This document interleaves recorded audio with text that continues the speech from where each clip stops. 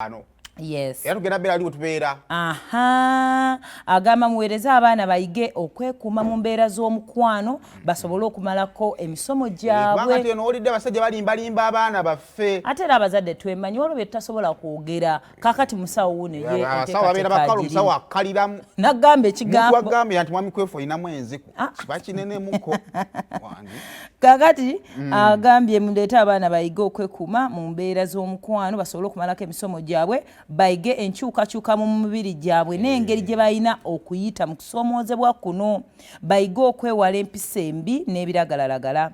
Abasawo abasomesa ne bakansalaz bategese okubakumaakuma mu nsonga eno. Ebisale giri emitwalo 5 egyo nno nga bajja kuba balyako ekyokulya n'ekyokunywa. Ate emitwalo 2 ntambula ng'eno yabava mu Kampala. Bana bazadde bannaffe mutwale abaana bannanga obuzadde buluma ate bulumira wano nagamba bulumira ewantu obulumi bukuluma nga tasobola nakwogera.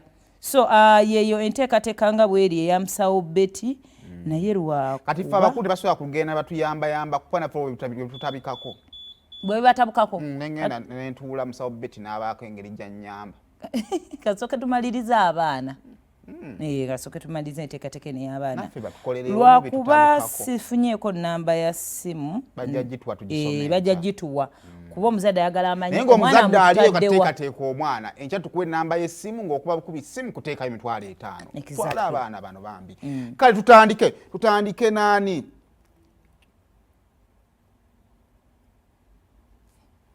abaana bano bayina bituufu Canary mbiraba nesibikakasa anti omuwala ateekayo ku status alcohol is the source of every problem. Ani kubonna anywa omukyala yateeka ekitegeeza omwami yanywa tesimulokole mbitabuka eyo mu kiro.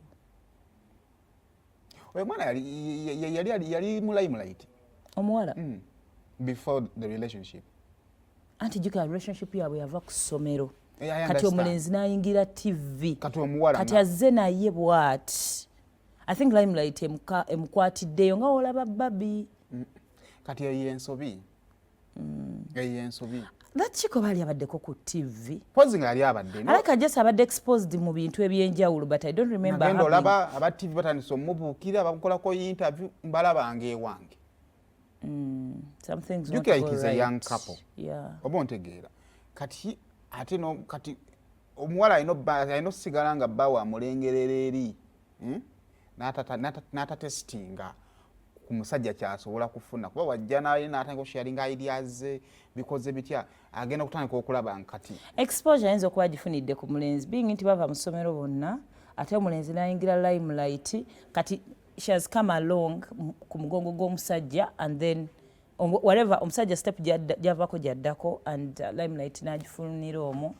Simanyi naye wabanga yajja mpukusa bwatyo wewali obuzibu okka ebirala byonna yandibigumiikiriza naye kati naye atandika okulabanga first of all she's beautiful oba ontegeera kati ate naye watandika okufuna ku status eyo sente abasobola zeefunira kati namulabako ng'ayina gundi detergent gyakola ki gya endosinga afunyemu ku gigs ez'enjawulo naye if it is true like wetubiraba mawulire Canary n'omukyala bambi naye abantu abakulu bakyali baana bato mubatuuze. Okay, I've never been disturbed by breakup y'abantu nga bano baana.